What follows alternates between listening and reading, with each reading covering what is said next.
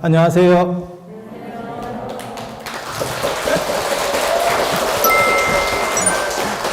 자, 오신 분들이 어떻게 보면 최강자들입니다. 이게 두 종류의 최강자지.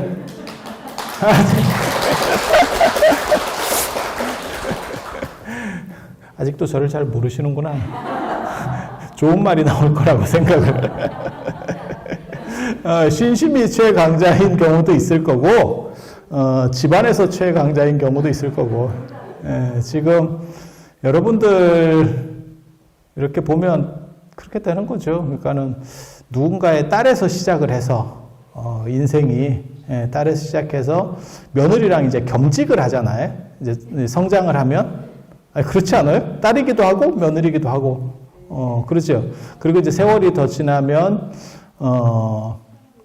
딸하고 겸직을 하는 게 아니고, 이제, 며느리하고 시어머니하고 겸직을 하게 되는 거죠. 그렇게 올라가잖아요. 그렇잖아요. 그래서, 그러다가 이제 최강자가 되면, 이제 시어머니만 남게 되는 거죠.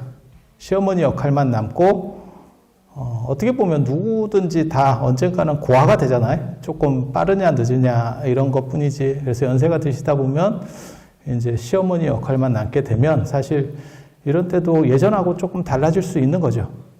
그리고 풍속도 지금은 많이 좀 바뀌어서 예전보다는 훨씬 명절이라고 해서 그렇게 바쁘지도 않고 상대적으로 그래서 오실 수 있었던 것 같아요.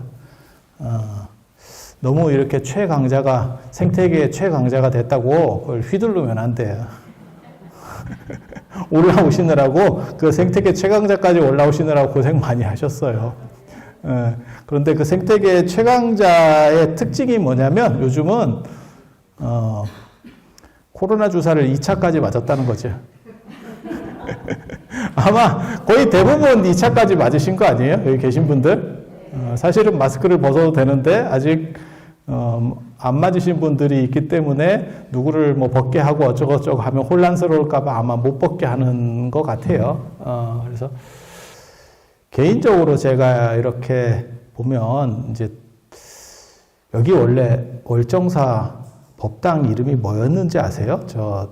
저런 메인 정각?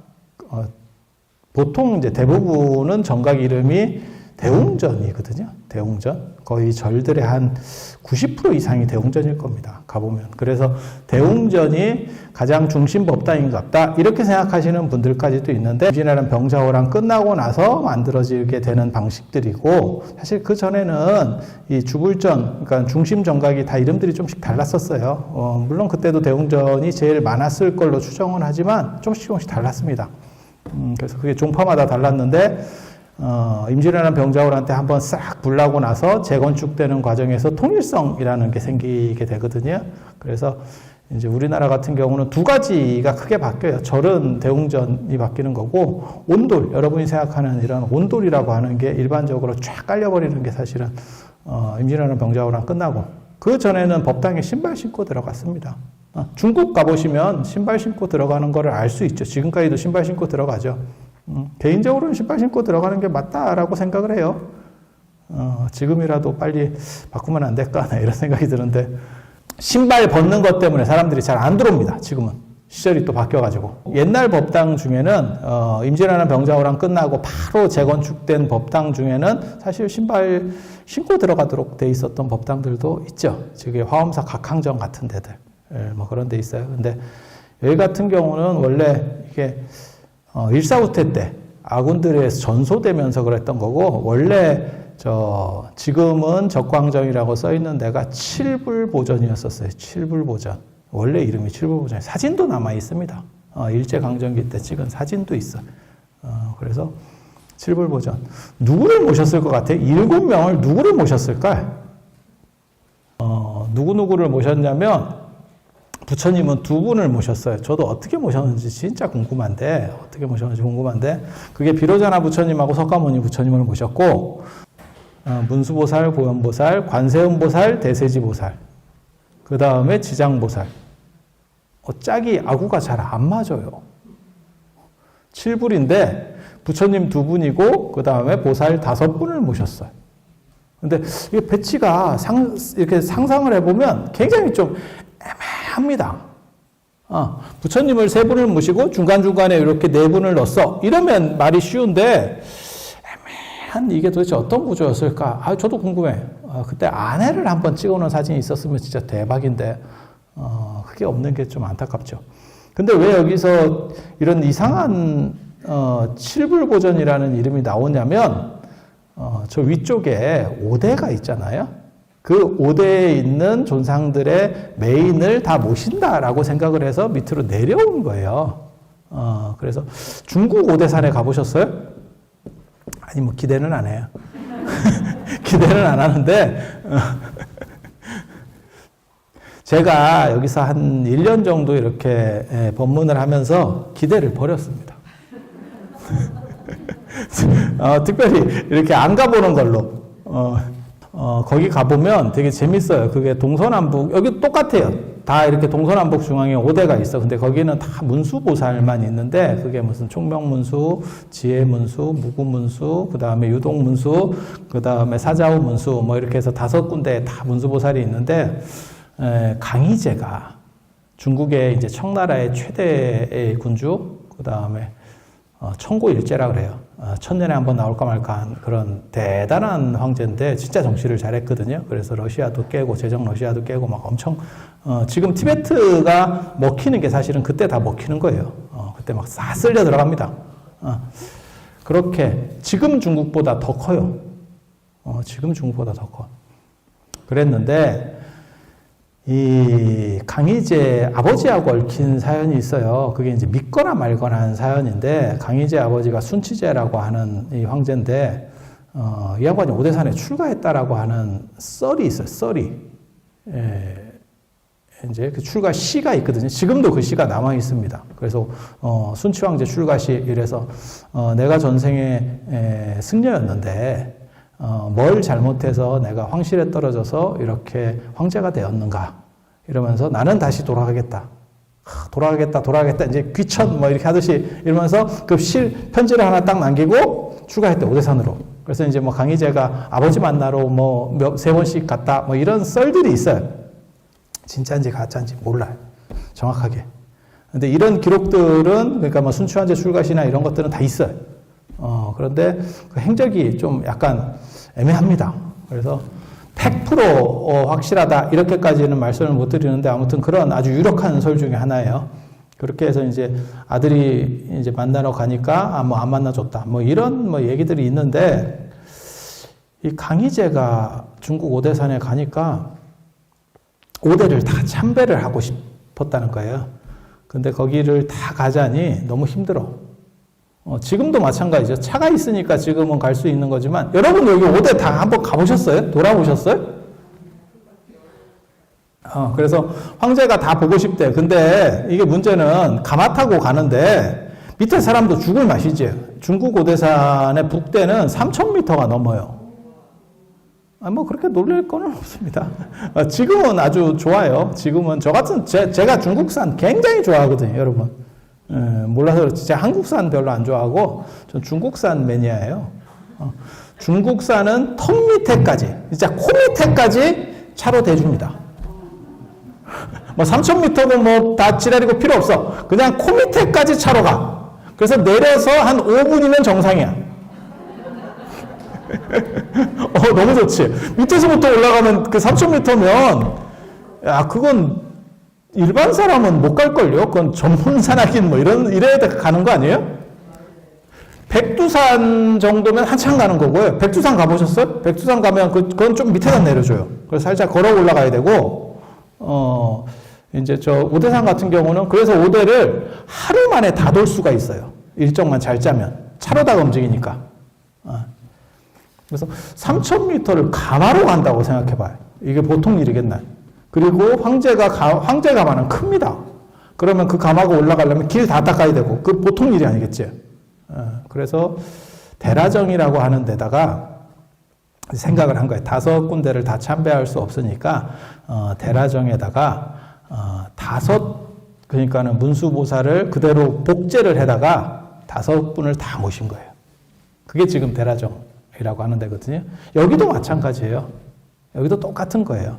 그래서 저 5대에 있는 불보살들을 다 종합적으로 모셔서 칠불보전이 예전에 있었어요. 그래서 여기만 참배하고 가든지 지금도 여러분들이 지금 차가 들어가도 안 가잖아.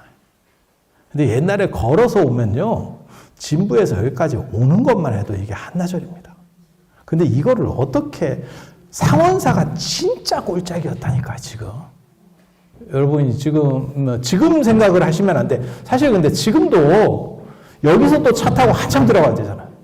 그죠? 상원사는 가보셨어요? 중대 다니실 수 있으면 중대 부지런히 다니세요. 왜냐하면 그게 얼마 전까지만 해도 스님도 함부로 못 갔어요. 함부로 스님도 못 갔었어요. 그래서 그 위쪽에서 5대를 남대는 여기 아닙니다. 훨씬 저 안쪽에 있었어요. 이 월정사 바로 옆에 남대에 있는 거 아닙니다. 다 이렇게 떨어져 있어요. 그래서 저 북쪽, 그러니까는 저 안쪽에서 가장 메인 사찰, 전체를 관리하는 메인 사찰이, 그러니까는 동대, 서대, 남대, 북대, 그 다음에 중대, 요 5개를 관리하는 사찰이 상원사라고 보시면 되고, 그 다음에 요 밑에서 또 하나의 총괄 사찰이 월정사, 이렇게 보시면 돼요. 그렇게 해서 여기 있다는 그 7분을 다 모셨다라고 하는 거예요. 근데 약간 다르지, 실제로는. 왜냐면 동대에는 관세음보살, 그 다음에 남대에는 지장보살, 그 다음에 서대에 원래 대세지보살, 여기가 보살 특구입니다. 정확하게 말하면. 그 다음에 북대에는 원래는 미륵보살을 모셨어요. 지금 이제 미륵암 이렇게 하면서 이제 복원하고 있는데, 그러다가 나중에 나한신앙으로 바뀌거든요. 나한신앙으로. 그게 이제 고려 때 바뀌는 것 같아요. 고려 때. 그래서 원래는 미륵보살을 모셨다가 살짝 이제 신앙의 그것도 이제 유행이라는 게 있거든. 신앙들도 다 유행이라는 게 있어요. 어떤 때는 육자 대명왕지는 운만이 반명을 또 한참 하던 때가 있고, 어떤 때는 능엄주 하던 때가 있고, 어떤 때는 춘보다란이를 하고, 어떤 때는 또 광명진언을 하고, 이게 좀씩 유행 이런 거 못 보셨어요? 전통적으로 해오던 것들은 전부 다 천수경 안에 들어있다라고 보시면 돼요. 그래서 천수경 안에 없는 거는, 천수경 안에 없으면서 중요한 거는 반야신경. 그러니까 반야신경은 천수경보다 더 많이 해요. 모든 법회나 기도 끝날 때 전부 반야신경을 하니까. 천수경 안 할 때도 반야신경을 하니까. 그러니까 반야신경은 너무 등치가 크니까, 그러니까 쉽게 말해서 레벨이 높으니까 이 안에다가 넣을 필요가 없는 거예요. 독자적으로도 충분히 그게 있어요. 그리고 사대주 이래가지고 불설 소재 길상 다란이, 그 다음에 수능엄신주 이런 것들이 있어요. 그 4가지도 원래 절에서 계속 했었습니다. 그래서 사대주하고 그 다음에 반야신경하고 천수경 안에 나머지는 거의 다 들어가 있다고 보시면 되고, 여기서 언급이 안 되는 건 사실 전통적으로는 잘 안 했습니다. 그래서 상식적으로 알아두시고, 이제 북대에는 원래 미륵이 모셨는데, 그게 이제 신앙들이 약간 이렇게 좀 인기가 없어가지고 누군가 어떤 주신가가 바꿨겠죠. 그래서 나한으로, 16나한으로, 우리나라는 16나한을 모시니까, 그래서 16나한으로 이렇게 바꿨던 그런 흔적들이 지금 남아있는 거예요. 그리고 지금 여기는 왜 칠불보전으로 원래는 그 칠불을 이렇게 모셨다는 거거든요. 근데 그가 좀 아구가 안 맞아요. 정확하게 맞지는 않아. 그래서 전체 모시는 분들, 그러니까 위쪽에 있는 분들을 전부 하나씩 이렇게 땡겨서 모시려고는 했었다더라. 그리고 그 중에서 이제 부처님 중에서는 메인이 비로자나불 석가모니 부처님을 모셨고, 그 다음에 문수보영, 관음지장, 그 다음에 대세지까지 이렇게 모셨다더라. 그리고 4대보살이라고 있어요. 4대보살. 이게 보살이 4+1이거든요. 4+1 이렇게 이제 하거든요. 그래서 4대보살 플러스 한 분이 중요해. 그 4대보살이 누구냐면 문수보살, 보현보살, 그 다음에 관세음보살, 지장보살. 관세음보살보다 문수보살이 더 빨리 나옵니다. 문수보현이 더 빨리 나옵니다. 그리고 관음지장이 나오고 플러스 완이 누구냐면 미륵이에요. 그렇게 5분이 제일 중요하다고 보면 돼. 제일 중요하다고. 근데 원톱은 가장 동아시아에서 팬이 많은 거는 관세음보살 아닐까? 근데 왜 관세음보살이 문수보살이나 보현보살보다 뒤에 나올까요? 그게 문수보살, 보현보살은 비로자나 부처님, 그 다음에 석가모니 부처님의 좌우고처이기 때문에 그쪽에 후광을 입고 있어서 그래요. 그러니까는 아미타 부처님보다 석가모니 부처님이나 비로자나 부처님 인기가 더 좋은 거야. 그래서 그쪽 후광을 입은 거야. 그리고 관세음보살이 굉장히 이렇게 강력한 것 중에 하나는 뭐냐면 관세음보살이 투잡보살이거든. 투잡보살. 원래는 극락에도 있고 소속이 극락에도 있고 그렇게 해서 극락에 있을 때는 그림이나 이런 걸 보면 뭐라고 나오냐면 이제 아미타 3존도, 아미타 9존도 뭐 이렇게 해서 아미타 부처님과 같이 나와요. 그래서 관세음보살하고 대세지보살 이렇게 두 분이 나오고 그리고 또 한 군데 어디 있냐면 남인도의 보타라카산에 있거든요. 그래서 관세음보살이 동대에 모셔져 있는 거예요. 서대에는 대세지보살, 아미타 부처님과 대세지보살이 모셔져 있고 관세음보살이 동대에 모셔져 있는 이유가 사실은 그 보타라카산 때문에 그래요. 보타라카산 때문에. 왜냐하면 서쪽에서 보면 보타라카산이 있는 쪽이 동쪽이에요. 그래서 여기 동쪽에다가 이제 관세음보살을 모신 거고, 그리고 이 관세음보살의 경전을 보면 제일 유명한 게 이제 법화경이라고 하는 묘법연화경. 대승불교, 동아시아 대승불교에서 제일 중요한 경전 3개를 꽂아라 이러면 화엄경, 법화경. 화엄경, 법화경. 그리고 또 하나 반야경. 개인적으로는 제가 반야경을 좋아하는 사람인데 이 반야경은 너무 기니까 600권이나 되니까 이걸 다 할 수 없으니까 하나만 빼자라고 하면 금강경. 그 다음에 그냥 엑기스만 추려가지고 하자. 그러면 반야심경. 이해가 되시죠? 화엄경을 엑기스만 추려서 하자면 법성계. 그냥 제목 이름들을 안에 있는 소제목들하고 중요한 것들을 쭉 한번 읽어보자. 그러면 화엄경 약창계.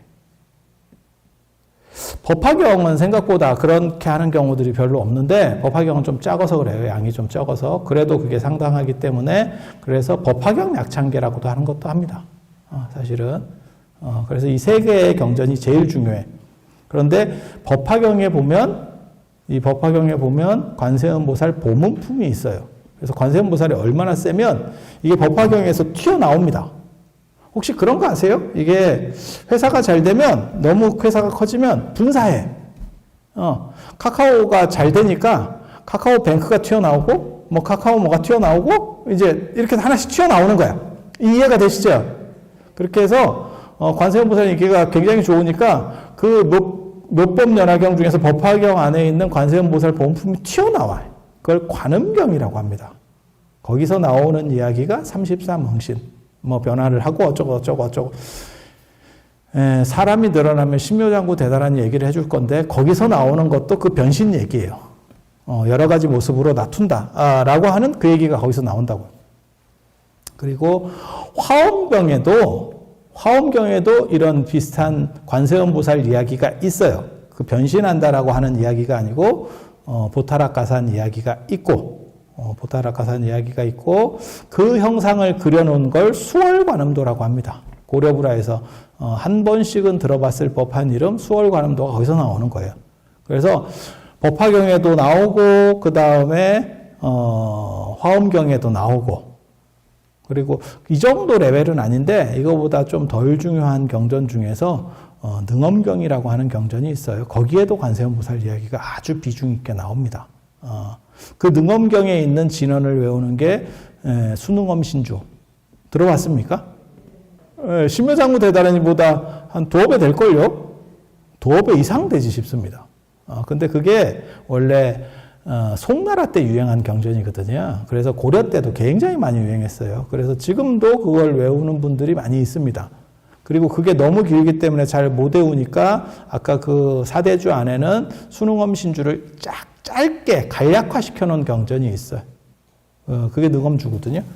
그렇게 해서 그 경전에서도 관세음보살 이야기가 나오고, 이렇다 보니까 화엄종에서도 관세음보살이 의미를 차지하고, 그 다음에 천태종, 법화경을 이렇게 중심으로 하는 게 천태종이거든요. 천태종에서도 관세음보살이 나오고, 그래서 지금 오늘날까지도 천태종에서, 저 천태종은 사실 만들어진 지 얼마 안 되는 천태종인데 60년대, 70년대 이때쯤 만들어진 종단이거든요. 근데 그 천태종에서 관세음보살 정근하죠. 그거 혹시 아세요? 천태종절에 가면 관세음보살 정근한다더라. 이런 얘기 들어보셨어요? 그래서 그렇게 그래서 관세음보살이 어떻게 보면 가장 광범위한 우리나라 아마 불교 안에서는 인기가 제일 많은 게 관세음보살일 거예요. 조선시대 때는 사실 지장보살 인기가 더 많았는데, 근데 지금은 관세음보살일 거예요. 그래서 정근하는 거 보면, 절에서 정근하는 거 보면, 사시 때나 이런 때 정근하는 거 보면 대부분 관세음보살 정근을 하죠. 그래서 관세음보살이 이런 정도 되고, 중국에서는 관세음보살보다 더 인기 있는 보살이 있어요. 혹시 그거 아세요? 그게 미륵보살이에요. 그게 포대화상입니다. 정확하게 말하면 포대화상. 포대화상 어떻게 생겼는지 아세요? 배불뚝이. 배불뚝이의 약간 고도 비만이죠. 초고도 비만. 옛날에는 근데 그런 스타일을 복 있는 상이라고 생각을 했어요. 그래서 여러분 뭐 생각하시면 되냐면, 그런 이미지가 우리나라에 들어왔었던 적이 있습니다. 최근에 이제 중국 왔다 갔다 하면서 사람들이 이제 스님들 중에서 절에다 그런 포대화상 모셔놓는 경우들이 있더라고요. 저 정암사나 이런 데도 가니까 앞에 그 돌로 포대화상을 만들어 놨던데, 그런 게 복 있는 상이었었어요. 예전에는 복 있는 상. 그렇게 해서 풍요, 그 다음에 복목이 많고, 근데 중국 사람들은 그 포대화상을 미륵보살의 후신이라고 생각을 해요. 원래는 저 5대 십국시대 때 살았던 개차라고 하는 스님인데, 나 그 스님 열반한 데도 가봤네. 그게 이제 미륵보살이 변신해서 나온 경우다. 뭐 이런 식으로 생각해서 그 포대화상이 인기가 오히려 더 많습니다. 그리고 포대화상보다 인기가 더 많은, 근데 불교가 아니어서 그렇지. 그래서 관세음보살이 사실 전체 인기 순위로 얘기하면 3위입니다. 중국에서는. 1위가 뭘까? 포대화상보다 더 위에 있는 1위는 뭘까? 중국집 가보셨어요? 아무 때나 이렇게 중국집 중에서 조금 뭐 화교틱하게 한다더라, 뭐 이런 데 가보셨어요? 그런데 가보면 언제나 있는 게 뭐냐면 관우가 있어요. 그래서 관우가 인기 1위입니다. 관우가 도인신이에요. 포대화상도 돈하고 관련이 돼요. 복도 주고 돈도 주고 이렇게.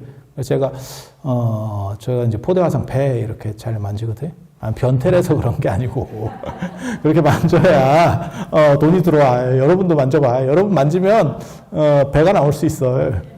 중국 사람들은 관우 굉장히 좋아해요. 관우가 전쟁신이기도 하고, 그 다음에 장사의 신도 되고, 그 다음에 돈신. 그 중에서 제일 좋아하는 게 돈신이죠.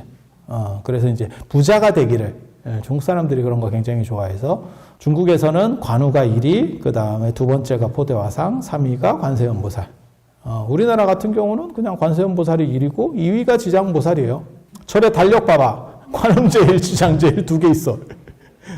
관음제일, 지장제일 2개 있어. 그리고 지장제일을 안 하는 절에서도 관음제일은 해. 그러니까 관세음보살이 더 인기가 많은갑다. 팬덤이 가장 두텁구나. 어떻게 보면 우리나라의 방탄이지. 그래서 가장 강력한. 그리고 지장보살, 지장제일은 좀 사람들이 내가 봐도 잘 안 할 것 같더라고요. 제가 이렇게 절에서 이렇게 보면 지장보살, 지장제일날 대부분 어른들이 많이 와요. 가뜩이나 어른인데 더 어른들이 와.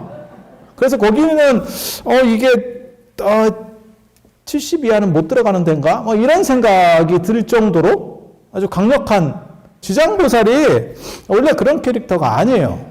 관세음보살하고 한때는 이렇게 현실적인 걸 수호한다라고 하는 그런 부분에서 굉장히 역할들을 했던 그런 보살인데 나중에 너무 이렇게 사후세계, 명부 뭐 이런 쪽하고 막 연결되다 보니까 그게 강력한 이미지가 되면서 다른 이미지가 다 사라져버린 거지. 그런 생각 안 들어요? 그 예전에 그 로미오와 줄리엣 그 영화 보면 그 여배우 오드리 헵번도 저는 딴 사람들은 모르겠는데 여러분들은 어떠실지 모르겠는데 저 같은 경우는 그게 로마의 휴일이 머리에 박혀가지고 딱 보면 나는 로마 휴일이 생각이 나거든. 이렇게 이미지가 딱 박혀버리면 사실 변동하기가 조금 쉽지가 않은 게 있어요. 너무 대박이 나서 우리나라 대표적으로도 우리나라에도 그런 거 있잖아요. 문근영이 그 너무 좀 약간 어린 티 비슷하게 딱 이미지가 박혀버리니까 뭐 다른 걸로 나오기 굉장히 어렵게 되는 그런 거 비슷하게 생각하시면 되죠. 그래서 지장보살 같은 경우는 딱 박혀버리니까 그래서 그런 문제들이 존재한다더라.